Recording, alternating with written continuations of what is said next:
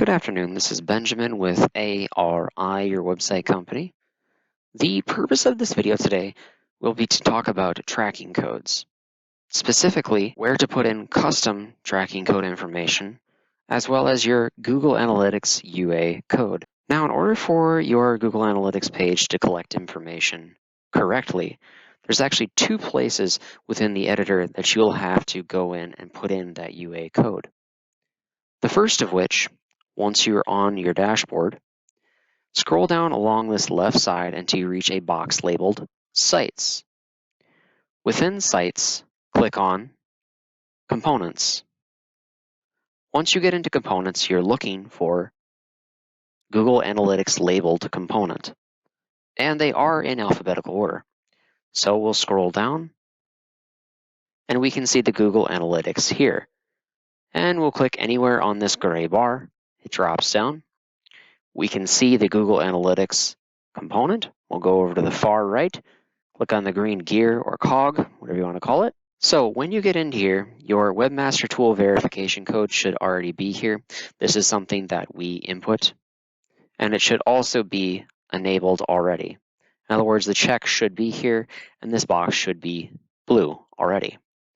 Your Google Analytics code, if there wasn't one already supplied for you, will be listed here in this area. Now that is the first area in which you need to put in that Google Analytics code. After you put that in, you'd of course go down to Save, and then go into the upper right-hand corner, click on the name of your business, and click on Publish Changes. The other area in which you'll have to input your Google Analytics UA code is actually within the e-commerce section of your site.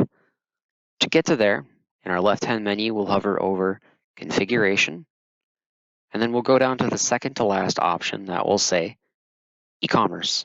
Now that we've reached the e-commerce dashboard, we're going to go into the upper right-hand corner, click on Settings, and in the Integration Settings area, we'll go into Web Store.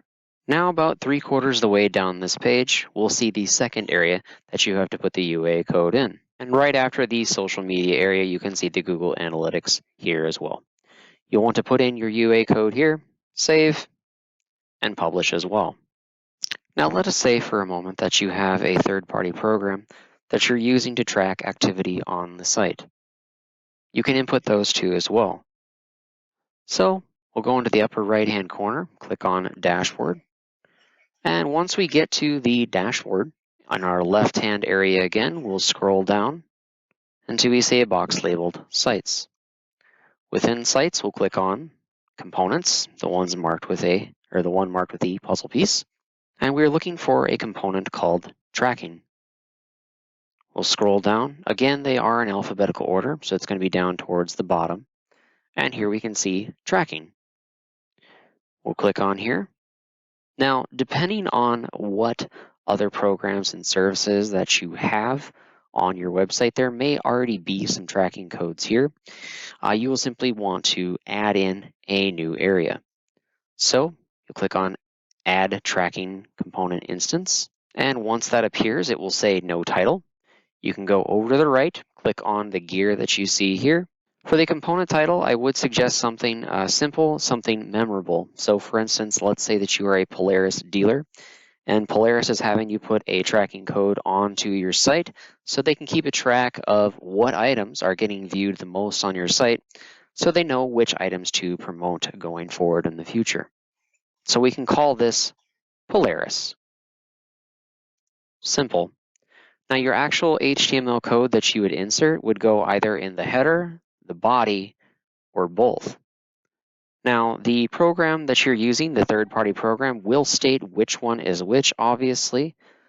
Some of them will only be pulling tracking information from the header, some only from the main part of the page, and some of them from both.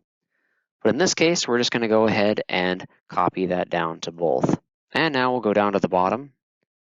And you can see that in our legacy section rules, we already have header selected. We are also going to want to click on Add Section and go Main Content, because that's where it's pulling the second part of that tracking from.